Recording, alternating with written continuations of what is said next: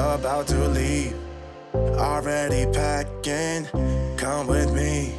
I'm not. Hello, friends and enemies. Welcome back to Happy For Now. It's me, Isabel, here with a pajama review. I'm in my pajamas right now as we speak. I used to do these a while ago and I kind of stopped. I don't do a lot of reviews. I want to do more, so I'm trying to bring these back around into my routine. And since this is a 3-video week, you lucky ducks, I thought, let's do it. I have 3 books that came out between Sunday and on 6/30, so the end of June. And I wanted to, they're all 3 finales in series, so I thought this would be a great chunk of 3 to review. And I have arcs of all of them. So all of these are arc reviews, but obviously that does not affect my opinion in any way. If I didn't like these books, trust me, you would know. I try to DNF books I'm not gonna like, so I'm generally not dragging a book on my channel, but it does happen. It has happened. It will happen again soon because something I want to drag got delayed to next May. So you'll get that in 2021, I guess. Maybe before. Maybe you'll get it for Christmas. Maybe that'll be my Christmas gift to you. Anyways, I'm here. I finished the 3rd book last night for this review series, and I just really like getting on here very I mean, I don't do a lot for my videos, but this is very raw, very unfiltered me. I don't have notes.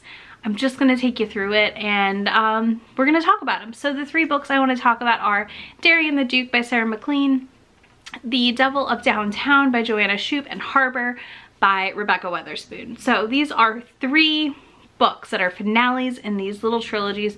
They can be read as standalones, but I will say that I think at least one requires reading the other 2 books. Or at least one of the other books, because I think you need the setup. Let's get into it. First, let's talk about Sarah MacLean's Derry and the Duke. This book is everything to me. I loved this book. I think that I don't cry a lot. This book made me cry. I want to cry at romances more. I'm just not a crier always about books. I don't know. But let me read an article or watch a sappy commercial and I'm sobbing. So my brain's broken. I don't know, y'all. But this book really made me cry. This is a redemption story that I honestly still was not 100% sure could work, but I knew I could trust Sarah MacLean to take me through this journey and to deliver me to that HEA at the end. Thank goodness for romance, because I would not pick this book up otherwise. Okay, so this book follows Grace, who is a sibling-ish, but not actually siblings, with Devil and Wit from the Wallflower one from the first 2 books. She's they're kind of siblings, but not, it's found family siblings, not actual blood relatives. And then Ewan, who is now the Duke of Marwick, who was the boys' father. Well, he was the boys' fathers, but not Grace's father. And they all grew up together and were kind of pitted against each other, the boys, for who was gonna get the dukedom. And then Ewan won the battle.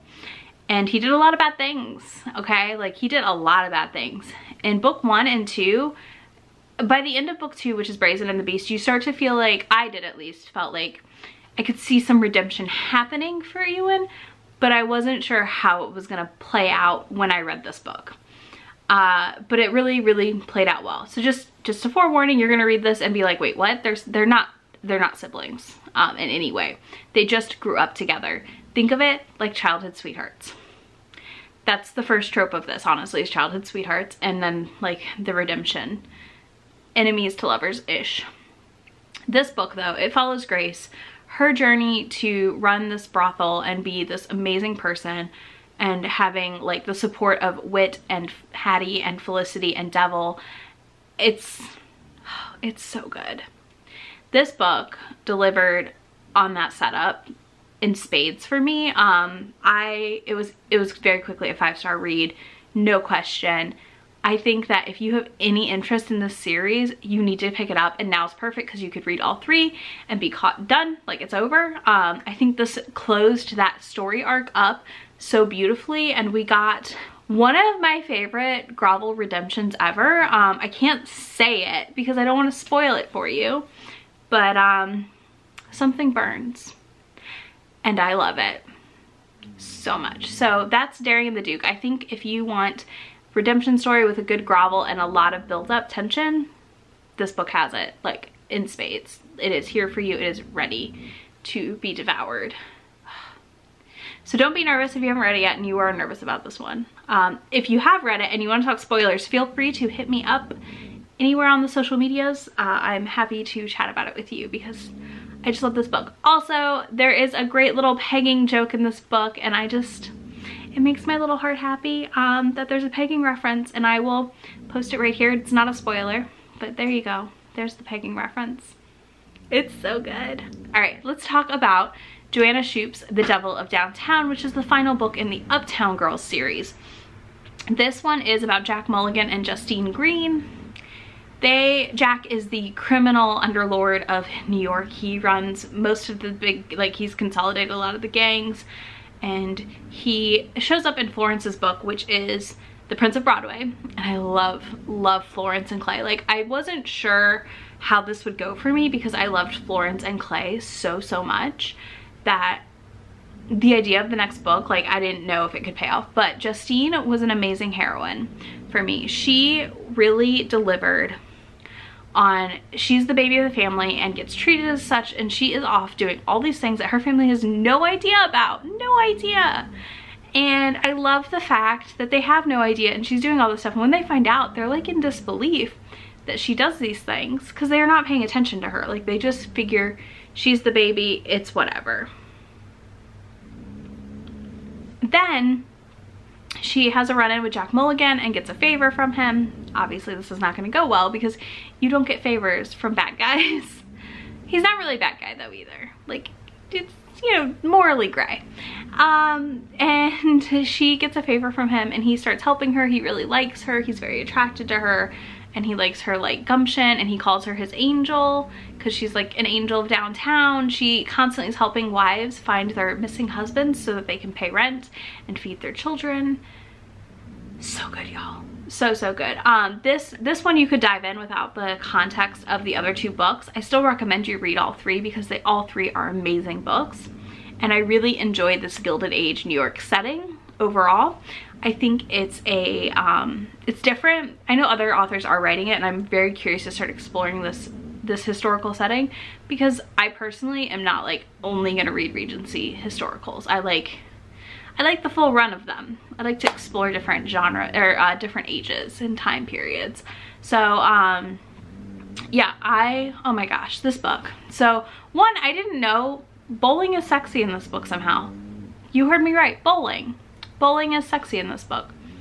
I'm still not sure how she pulled that off, but she did.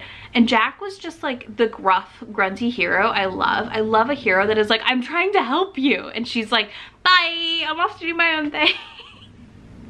And that's what Justine did a lot. She did not want his help necessarily, and she really wanted to do her own thing. And he would just kind of like, she'd talk about something and he'd just go fix it. And she was like, you can't do that. And I don't know what it is. I just love a hero who's like, you don't like that? All right, hold on, I'll be right back. Like, and he just fixes it. Like, it's magical. I adore it. I don't know. Maybe that's not for everyone, but it's definitely for me. So this one definitely follows that.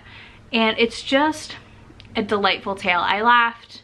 I listened to it in a day. I adored this book. And if you are interested in the Uptown Girls series, I truly think also you should pick it up because it was delightful. So there's that. This was like a 4.5, maybe 4.75, but we're just gonna call it a 5-star because whatever, all of these books were awesome.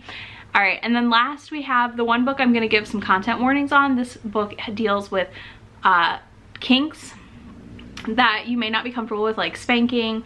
There is some bondage in it, light bondage, nothing very heavy honestly, but just I want people to know going in because I know that's not everyone's thing. So I just want to give you that content warning ahead of time. But Harbor by Rebecca Weatherspoon is the last book in the Beards and Bondage series, I believe, or at least it's book 3. And this one follows Shaw and Vaughn and then Brooklyn. So Shaw and Vaughn have lost their partner and Brooklyn has lost her fiance. This follows them finding each other, healing, and their partners were involved in something together, but them coming together is like 16 months after the fact. and them finding a way to heal a lot of trauma and abandonment issues they have from what happened over a year and a half ago. It is, wow. So this book, one, I love a polyamorous relationship, and I think Rebecca did this beautifully because Shaw and Vaughn are very established together as a couple, and you get to see how they invite Brooklyn in and how that works. You also, I mean, whoo boy, smoking hot book, guys. I was like, woo, I gotta put this down for a second. This book is like steam coming off of it, smoking hot. I adored it. It was delightful. What a wonderful way to end the series, but also to demonstrate how you can use things to heal you that maybe some people would find questionable, but like I think it really demonstrates the dynamics of a relationship based in kink like beautifully, and I think it really discusses how it helps some people process things in a way that is healthier than like bottling it all up. Yeah, I love this book. It's very emotional. It's very raw, this book. It gutted me in a lot of parts, but it also made me feel joy and so many other emotions. It was so good. I really, really loved this book, y'all. It's so, so good. And I mean, all three of these books, honestly, were so heavy on consent in like the hottest way possible. So there's also that. Consent is always sexy, and I love when books, and all three of these do this, where they check in with the person throughout the experience to make sure things are good. And this wasn't just in Harbor. This happened in all three, in Darian the Duke and in The Devil of Uptown. I love that. It's so good. So that's Harbor. I don't really want to give away too much of the plots of these, but I think all three of these are amazing books. Solid 5-star reads.